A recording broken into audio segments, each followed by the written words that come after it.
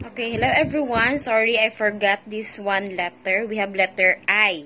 So, I looks like a letter A, pero may guhit lang siya sa gitna. So, pero may, para siyang broken circle na may 1/2 pa rin siya ha, pero may ano lang siya sa gitna. May parang guhit lang siya sa gitna. For example, ang word natin ay buy. Okay na tong I ha. Ang word natin ay buy.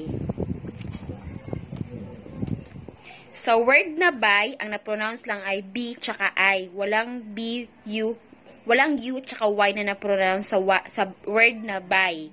So, word na buy, ang na-pronounce kay B and I.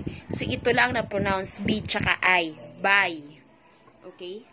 B is a full size. B, buy. B tsaka I. Buy.